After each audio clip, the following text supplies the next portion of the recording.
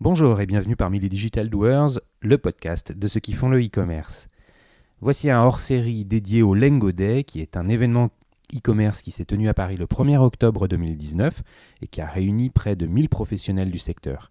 À cette occasion, j'ai enregistré une courte interview d'environ 15 minutes des principaux speakers de la keynote, à savoir Michael Forger de Lengo, Amy Weiner de Pinterest, Ilya Chirikov de Joom, Laura Fauduc d'Alibaba, Thomas Métivier de Cdiscount, Ted Etich de Frugo et Albert Simpson de Facebook. Bonne écoute à vous tous, toujours sans montage ni coupure.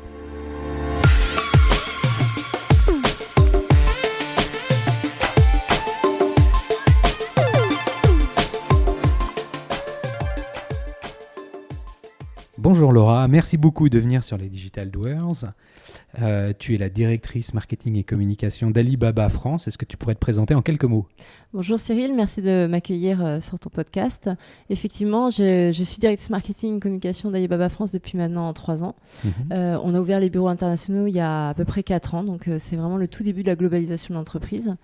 Mon parcours, comment j'ai fini chez Alibaba, c'est assez simple en fait, puisque ça fait 20 ans que je travaille en fait dans le marketing et le digital. J'étais dans les précurseurs d'ailleurs du e-commerce à l'époque en 99 quand j'ai commencé en agence. J'ai fait une grosse partie de ma carrière en agence, que ce soit chez TBWA, WPP, Wonderman et Full Six. Full Six, ok. Mais aussi une grande partie chez Annonceur, parce que j'ai lancé le site e-commerce de Disneyland Paris en 2001, si je me souviens.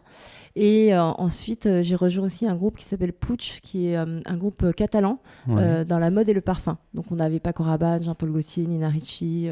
Et là, tu faisais quoi J'étais CDO pour Puig. Et donc, j'ai rejoint Alibaba juste après mon poste chez Puig récemment.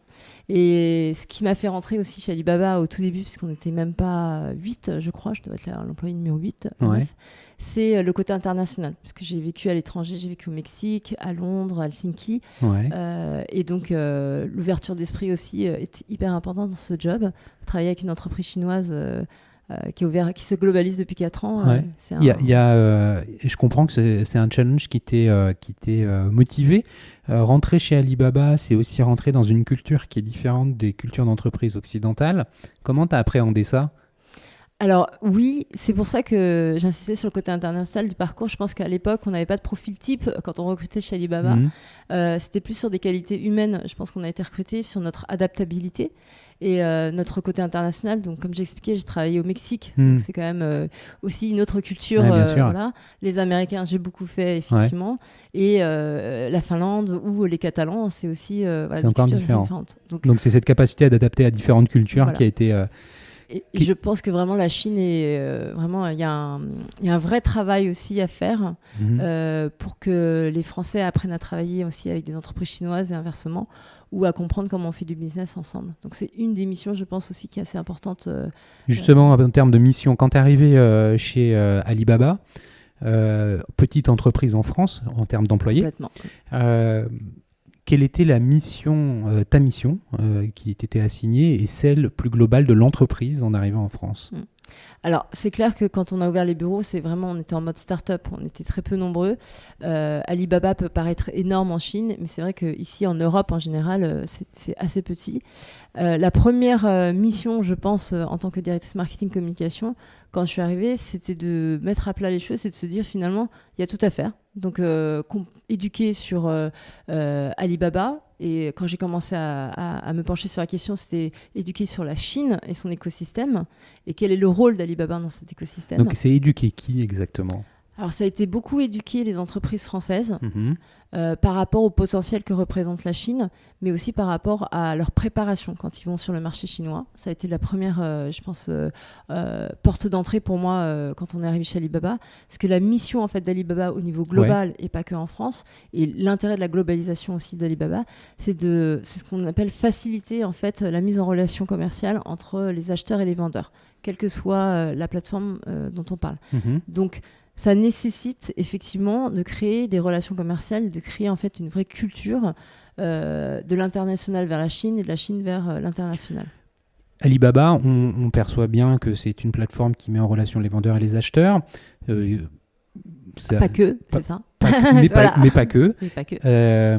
En France, est-ce que je me trompe, ou la première mission d'Alibaba, ça a d'abord été de recruter des vendeurs français pour faire du cross-border et aller vendre sur la plateforme chinoise d'Alibaba, avant de recruter éventuellement des consommateurs français qui viendraient acheter des produits chinois sur la plateforme. Alors, la mission principale en fait, du bureau qu'on a ouvert il y a 4 ans, c'est exactement ce que tu dis, si ce n'est que en fait, on les accompagne puisqu'on les recrute. Je pense que dans un premier temps, il y avait une phase d'accompagnement puisqu'il y avait beaucoup de marques qui étaient déjà présentes en Chine, d'une certaine manière, et qui ne savaient pas ou qui étaient décorrélées, on va dire, de la réalité de la région versus le headquarter en France.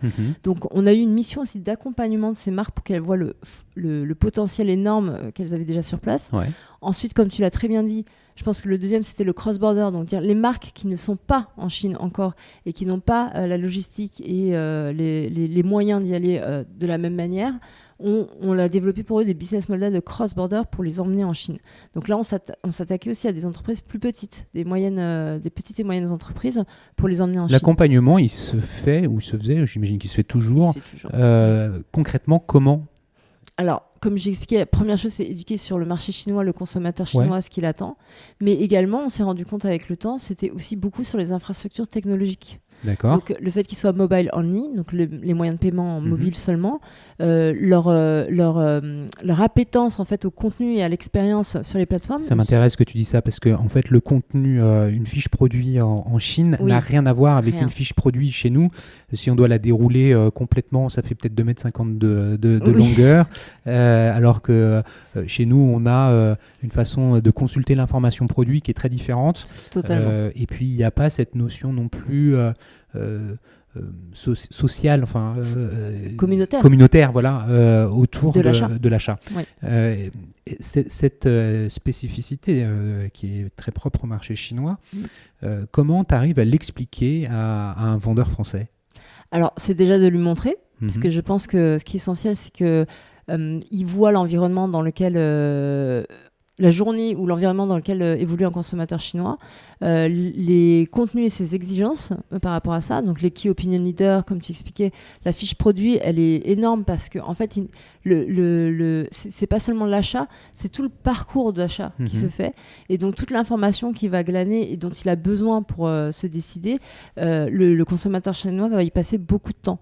Donc on leur montre à quoi ressemblent en fait des fiches produits, ou en tout cas des magasins en ligne, on va dire ça comme ça, à quoi ça ressemble, qui ont du succès, tous les contenus qui doivent être développés et comment s'organiser pour le faire. Même du live streaming, c'est vraiment une grande tendance aujourd'hui. Est-ce que ça fait peur ? Enfin, j'imagine, quand on ne connaît pas quelque chose, tout le monde, de façon, ça c'est humain, a peur face à l'inconnu. Je pense qu'il y a des clichés qui sont véhiculés dans la tête des PME françaises pour la Chine. Tu peux nous dire ce que c'est et comment tu fais pour les lever, ces peurs ? Alors c'est drôle parce que je pense que la première peur, c'est celle de se dire mais en fait la Chine, ça va aller très vite, ça va être l'Eldorado. Si on se lance, il va falloir qu'on lance beaucoup de volume, contrairement à ce qui pourrait être pensé. Et en fait, ce qu'on leur explique, c'est que la Chine, ça peut prendre très vite, mais pour que ça prenne, il faut être très bien préparé en amont. Donc la deuxième peur qui vient ensuite, après ça, à lever, c'est de dire ah mais du coup comment on doit s'organiser, est-ce qu'on doit parler chinois, quels sont nos partenaires, c'est quoi l'écosystème, si on n'est pas sur place on va perdre la main sur la marque ou sur les produits, les réseaux de distribution, et c'est là où on arrive aussi à éduquer, à leur montrer qu'il y a des partenaires en fait locaux qui peuvent trouver, et de plus en plus. Donc là vous avez un accompagnement qui est très concret dans la façon dont la logistique par exemple peut être faite. Vous les accompagnez aussi dans les sujets de dédouanement Alors, on travaille beaucoup par verticale, puisque ces sujets sont très différents selon que ce soit des verticales cosmétiques ou des verticales, on va dire, mode, ou des verticales de fourniture de maison. Donc, on a des business développeurs qui les accompagnent sur ces verticales et qui est au fait, effectivement, de toutes ces législations et des changements. Après, nous, ce qu'on fait, c'est qu'on leur expose les possibilités, les opportunités qu'ils ont en termes d'options, de business model. Donc, c'est toujours la marque qui reste maître en fait de sa stratégie. C'est pas pareil de se dire je me lance en Chine ou je lance un produit en Chine. C'est pas du tout la même chose. Donc on les accompagne là-dessus. On a en quelque sorte un rôle de conseil qu'on ne facture pas d'ailleurs, un rôle de conseil parce qu'on est sur place et que c'est plus facile de discuter avec nous, et on fait vraiment le lien entre la France vers la Chine. Et en termes d'infrastructure technologique aussi, Alibaba Cloud s'est beaucoup développé parce que finalement on s'est rendu compte que dans l'accompagnement et l'éducation, il y avait aussi cette partie, les aider dans leur transformation digitale, qui va bien au-delà, parce que quand on va donner du service en Chine, mais c'est valable aussi pour les touristes chinois qui viennent en France, donc les retailers français ont aussi cette problématique de se dire mais on a 2 millions de Chinois en touristes qui viennent tous les ans, comment fait-on pour les accueillir? Donc il y a cette possibilité technologique de dire il faut accepter les contenus qui sont streamés, etc. Attends, ça m'intéresse. Et aussi les moyens de paiement. Quand tu parles de ça, là on a parlé de l'entreprise française qui va en Chine. Et là tu es en train de me dire, il y a aussi finalement des consommateurs chinois qui viennent sur le marché domestique du français. Et Alibaba va pouvoir faire le go-between, enfin les mettre en relation en France. Tout à fait. Comment ? Alors déjà parce que les consommateurs chinois, quand ils viennent en France, ils bookent leurs tickets comme tout le monde, leurs billets, leurs hôtels sur des plateformes donc en Chine. Donc en l'occurrence, nous on a une plateforme qui s'appelle Fliggy, donc on le sait. Ils payent via nos moyens de paiement qui est Alipay. Donc on sait qu'ils vont arriver. Donc c'est déjà bien. Ensuite, on sait quelle marque, puisque c'est un écosystème assez fluide Alibaba en Chine. Donc on sait aussi les marques auxquelles ils s'intéressent, pardon. Ouais. Et ensuite, quand ils arrivent en France, on peut aussi les géolocaliser par rapport à leur moyen de paiement, qui est Alipay. Mais déjà, il faut donc on a fait énormément de travail pour que les retailers français, les magasins français, mais même le restaurant, la pharmacie, la parapharmacie, jusqu'aux boutiques de luxe, puissent accepter le paiement mobile, donc Alipay. Et une fois qu'ils ont ça, en fait, on peut les géolocaliser et on peut aider les marques à capter en fait ces touristes et à leur faire des offres aussi, puisque c'est important pour eux qu'ils sachent qu'il y a du service et des offres. Là, on est dans l'alliance du digital, du paiement et du retail physique. Oui, du retail pour nous. Voilà. Donc un exemple, un business case, c'est une marque de mode qui a un réseau de magasins à Paris et ailleurs, mais disons à Paris parce que les touristes chinois passent quand même pas mal de temps à Paris, qui va proposer en moyen de paiement Alipay. Donc qui sera vu déjà à partir de Chine, à partir du moment où la personne prévoit son voyage vers Paris. Il sera vu, il pourra avoir une visibilité au moment du booking de son ticket. Le touriste chinois, il dit cette marque que j'aime bien, je sais qu'elle accepte Alipay. Elle a 10 magasins à Paris et je peux payer avec Alipay. Voilà. Et donc, je peux prévoir de visiter ce magasin. Donc, c'est au magasin et à la marque de décider quelles offres, quelles expériences ils veulent lui offrir. Il arrive ici, donc il peut se rendre au magasin, peut-être même avoir réservé ses produits en amont sur la plateforme. Donc si le magasin a une plateforme e-commerce sur nos marketplaces, il peut avoir enregistré le produit, venir en France l'acheter, parce que pour le consommateur ça veut dire que le consommateur il va sur Alibaba en Chine, la marque ABC qu'il aime bien, il voit le produit, le sac à main voilà. qui va bien, et il le réserve. Il peut le mettre en pré-basket. En pré-basket, et il va faire le pick-up en magasin à Paris. Alors, le pick-up, c'est quelque chose qu'on voit avec la marque. C'est ce que bien sûr, à partir du moment où la marque s'ils ont les infrastructures pour le faire, bien sûr. Mais au-delà de le faire le pick-up en magasin, parce que c'est pas l'essentiel, c'est faire le pick-up même à leur hôtel. Mais aller en magasin pour pouvoir voir les différents produits qui sont présélectionnés, pour pouvoir les tester, avoir une vraie expérience. Donc, ça veut dire quelque chose qu'ils ne pouvaient pas avoir sur la plateforme. Donc, leur offrir une expérience seulement de relooking, pas seulement pour le sac, donc il a choisi, mais tout ce qui va avec. Oui, faire de l'upselling. Au-delà de l'upselling, c'est vraiment un environnement, puisque là, on parle d'un magasin mode, par exemple, et il y a un vrai environnement dans les magasins de mode, un service. Oui, c'est une expérience. Voilà. On peut donner des conseils de stylisme sans avoir à faire du upselling sur les produits. Mais, bien sûr. Donc, mais une fois qu'il a fait ça, ça ne s'arrête pas là, puisque le paiement est totalement sans friction, puisqu'il est fait via son mobile. Donc, même s'il ressort du magasin sans avoir payé à la caisse, c'est pas grave, puisqu'il l'aura payé en fait sur son Alipay à l'hôtel, livré à l'hôtel par exemple. Mais au-delà de ça, même quand il rentre en Chine, l'avantage de la marque, c'est de ne pas le perdre. Et comme ils ont leur marketplace Donc sur Tmall, par exemple, en cross-border, ils peuvent très bien effectivement recontacter le client et lui peut racheter d'autres... Il l'accompagne dans des programmes de CRM, de fidélisation, de recontact, etc. Donc c'est très clair en fait, le rôle d'Alibaba est à la fois dans un premier temps d'emmener les marques vers la Chine et puis de ramener les consommateurs chinois directement en France au travers d'un ensemble de fonctionnalités qui permettent de gommer la friction dans l'expérience d'achat. Est-ce que ça résume un peu c'est ça. la promesse ? Alors, quand tu le racontes, j'ai l'impression que c'était hyper rationalisé, mais en fait il faut comprendre que quand on a commencé il y a 4 ans, je ne pense pas qu'on avait prévu cette roadmap. C'est vraiment en discutant avec les marques françaises et en voyant aussi leurs besoins en accompagnement technologique, en accompagnement aussi de data, en accompagnement aussi d'insight consommateurs, qu'on s'est rendu compte de tout ça. Et que, donc, au fur et à mesure, l'équipe France, le bureau France a grandi depuis 4 ans. Vous êtes combien aujourd'hui ? Aujourd'hui, on est 40. Ah oui. Ouais. Et on a grandi en fait sur ce qu'on appelle les business units différentes. Donc on est parti sur du cross-border, comme tu l'as très bien expliqué. Donc plutôt des gens qui aident les marques à aller en France. On a eu la partie à l'IP très rapidement, parce que du coup c'était un besoin immédiat déjà existant depuis longtemps sur le tourisme ici, comment fait-on ? Et ensuite, on a développé toute la partie Alibaba Cloud, toute la partie maintenant Fliggy, donc, dont on vient de mentionner, mais ça fait depuis, je pense, septembre de l'année dernière. Donc vous avez une vraie agilité par rapport aux besoins du marché. Et ça, on revient sur le point culturel aussi, quand on travaille avec la Chine, c'est qu'ils ont une vraie vision à long terme. Et après, c'est une question de vraiment réactivité, d'agilité pour mettre les choses en place quand on voit les besoins arriver. D'accord. Donc, merci pour cet échange, tout ce que tu partages avec nous. En termes d'actualité, Alibaba, il y en a eu une forte il y a quelques semaines avec les 20 ans célébrés par Jack Ma en Chine. Je crois que c'est un événement qui est devenu très médiatique et planétaire.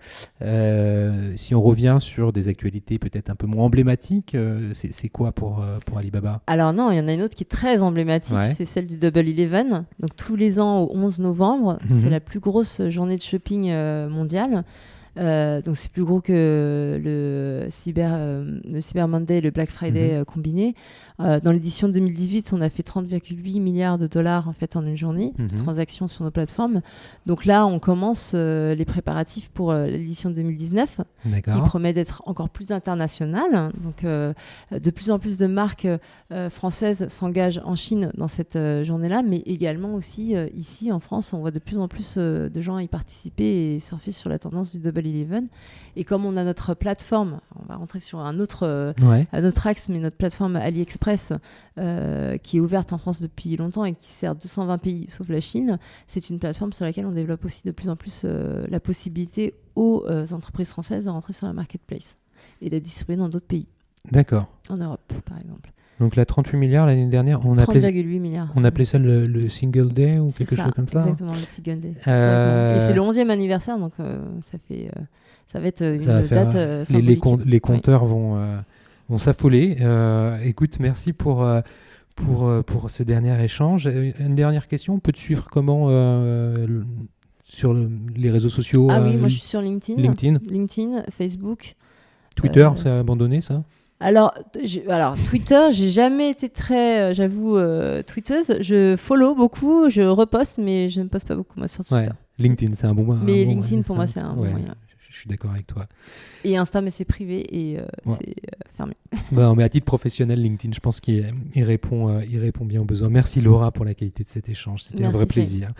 Merci à vous tous qui écoutez les Digital Doers. Vous êtes toujours plus nombreux et merci pour tous les mots d'encouragement que vous me faites parvenir. Si ce podcast vous a plu, surtout n'hésitez pas à le noter 5 étoiles sur Apple Podcast et à partager le lien autour de vous. C'est grâce à ça que les gens le découvrent. Merci encore et n'hésitez pas à me laisser des commentaires, à m'envoyer des messages sur le site lesdigitaldoers.com. Au revoir et à bientôt.